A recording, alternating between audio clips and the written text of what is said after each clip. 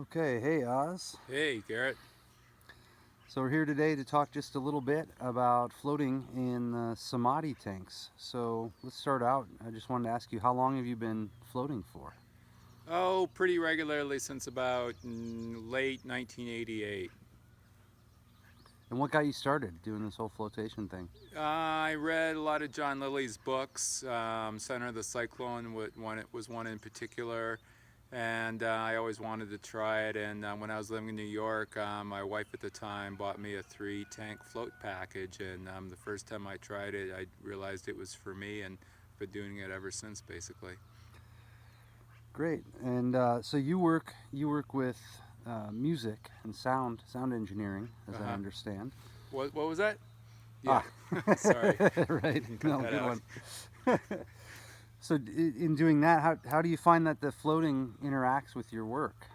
Well, it gave me an edge, I thought, because in New York, I was just starting out. I was an intern and then an assistant engineer, and I would always float before going into sessions. And when I came out of the tank, I felt sharper, more alert, more aware, just more on top of things. So I feel it enabled me to do a better job in the sessions, and I think people noticed that, and it made my career advance more quickly.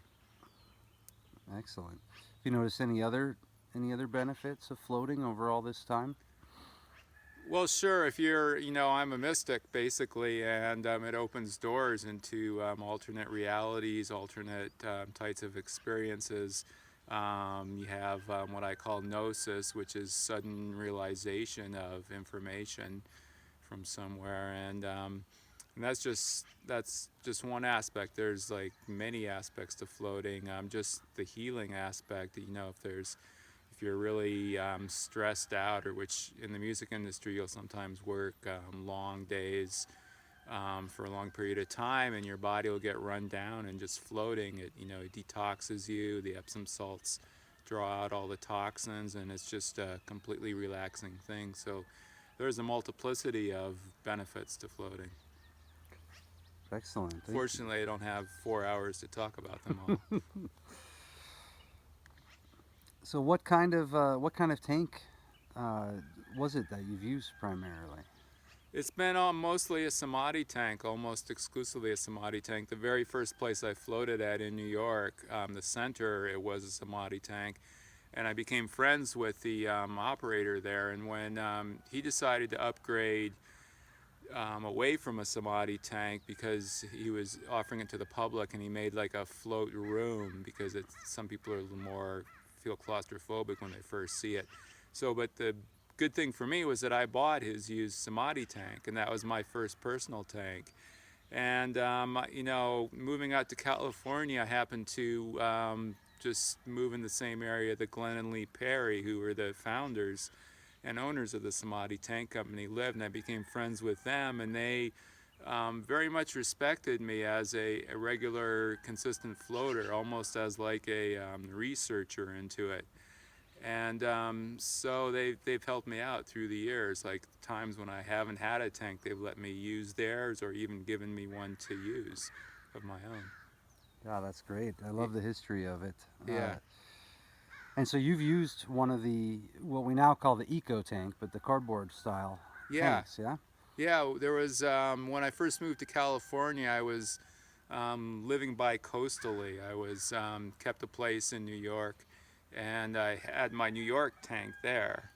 And so when I got a place out in California, I couldn't afford to buy another tank, and they had this old cardboard tank that I think they had experimented with it before, and gone in a different direction. So this cardboard tank, it sounds like it's not that sturdy, but it was just exactly the same as a fiberglass tank.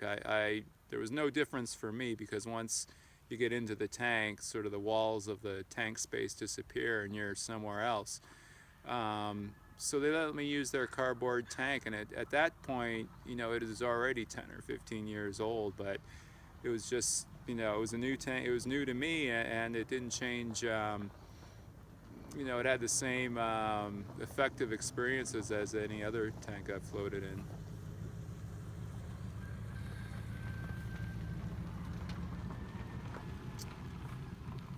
You know, around that time when I first got it, I was experimenting with long periods of time in the tank, you know, 3 to 4, up to 7 hours at a time. Oh, wow. And there was absolutely no difference in comfort between being in a fiberglass tank or a cardboard tank because, like I said, you're in the water and you know what the actual walls of the thing are, you know, is irrelevant at that point. And yeah, there was absolutely no issue with any problem with it at all. It was the same level of maintenance as a fiberglass tank. Right. Yeah, and what I understand about it now is that it also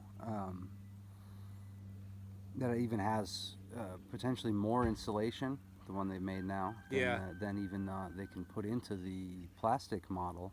Now, of course, the plastic model is necessary for commercial use, but then the cardboard one will be easier to heat, cheaper to heat, Oh yeah. and then potentially even have as Yeah, I much didn't or know that, more but I don't longevity. doubt it because I know Glenn Perry is an amazing engineer, and he's also someone who doesn't stop making it better. I mean, since he first opened it in the 70s, he's just been on a quest to make the floating experience the best it can be. To this day, he works at it. Yeah, yeah, he's an excellent designer, and I've seen all the different Samadhi products. Now they got the new heater in there too, which I Hmm. think will make things even more efficient and accurate. So, Yeah.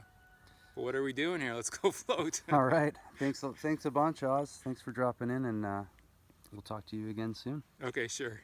I didn't mean to end it like that. I was Oh no, just that's fine. That was a great ending. yeah. I think we can use